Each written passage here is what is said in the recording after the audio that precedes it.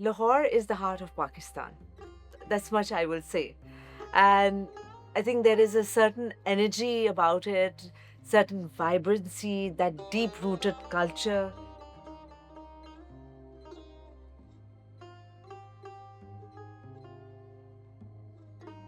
Fatima Asad-Said, I'm the CEO of Abacus. Abacus is an international professional services firm delivering winning world class solutions across technology, outsourcing, and consulting businesses across 4 continents for the last 4 decades. So my initial training has been with Coopers and then Price Waterhouse. I've worked in the Middle East in my initial part of my career. Um, we had 50 people, this office, and we said, now what do we do? So what were our strengths? Our leadership, our vision, the network that we had already established. Pakistan was obviously our flagship entity. People knew us, we knew them. And that was it. You just have to connect the dots and then rebuild. For the greater part of my career, I never saw the gender first. I always saw myself as a professional. And that has stayed with me throughout my career. It's just that the D&I agenda or mandate has been amplified more so in the recent years. Um, but before that, there've been so many meetings throughout my career that I was the only female in the room, and some of them very senior people.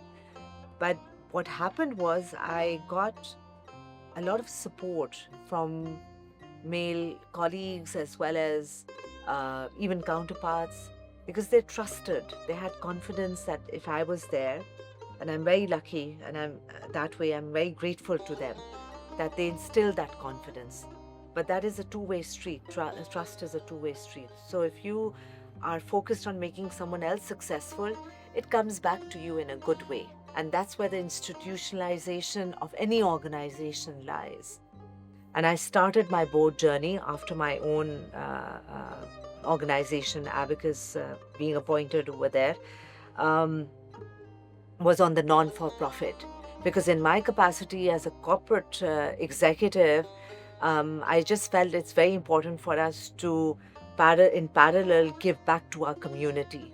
For those who are part of the underprivileged or underserved segments of society, whether it is in education, whether it is in health, and also very importantly in women financial empowerment and economic enabling them, because we have, I think, half of this country's population is women, and they are in parts where girl education or opportunities for women are not as extensive. It's not about getting a job.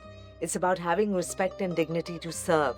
There's so many women, whether associated with Kash for Caravan or was on the LUMS board of trustees. To be on the board of your own alma mater is a great privilege. I'm part of a couple of forums as well, where you have women executives on boards, women for boards in Pakistan as well, where we are trying to build connections for the next generation of women leaders who are aspiring to be on boards. And that's what we're missing at the end of the day. We have the talent. This country, both men and women, both boys and girls, have immense talent. Lahore is the heart of Pakistan. That's much I will say. It's a different energy, definitely. It has roots in predominantly being agrarian, but it used to be known as the City of Gardens through the different dynasties that have ruled this part of the world as well. And then post-partition as Pakistan, it evolved into, the Lahore Resolution, the Pakistan Resolution was where Minar-e-Pakistan is right now.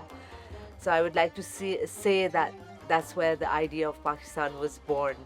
And therefore it became the capital, at least of Punjab. What's the word? Apnayat. Like any person who comes from outside of Lahore, they are welcomed very warmly. And I've heard a lot of my friends who live abroad who are not Pakistani, and even colleagues who have visited Lahore, their mindset is just transformed. As far as hospitality is concerned and the food is concerned, I think we take the cake. Also, it's also at a juncture, you're close to Islamabad, where policymakers, decision makers are also playing a significant role. That's the collaboration, the partnership that has to be the private-public partnership, the government-private-public partnership that has to be there to build an ecosystem which is sustainable. And then that in itself translates into what kind of opportunities and access are you giving to the the future workforce or even today's workforce.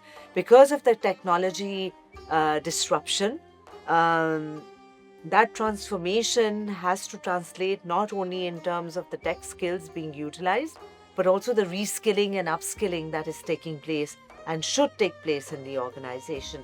If we are, as Abacus, to maintain our culture of innovation, of agility, of transformation in a sustainable manner, we need to ensure that we have access to the talent which will allow us to maintain that trajectory that we have seen over the last almost 40 years.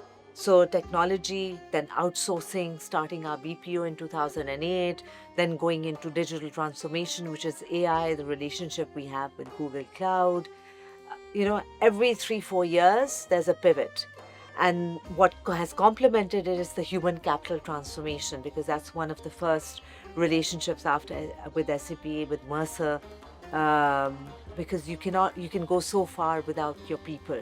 You can have great systems, great procedures, great policies, but if the people are not there, transformed, you can go so far. And that's the formula that we've given to our clients as well. Just that energy, just that strength and idea generation, that creativity, that agility to constantly innovate. These three things put together is why there should be focus on Pakistan, because there's some great conversations that have happened at the government level, and to a large extent you see that happening at least in the last couple of years, where other investors or other countries are taking a very positive interest in Pakistan. Also because you have success stories all over Pakistan who continue to do business with countries all over the world, and they forge long-term relationships. And there are success stories which are being talked about in Ivy League schools around the world as well. The idea is to amplify that in a positive manner and not lose that momentum. Whenever you want to do something amazing, it starts with that mindset of making a change, of being consistently, if I may use this term, awesome. And that's what our talent is all about, because they're resilient, they are fighters, they want to make a difference, they just need that opportunity. And time again, it is being proven or shown, demonstrated.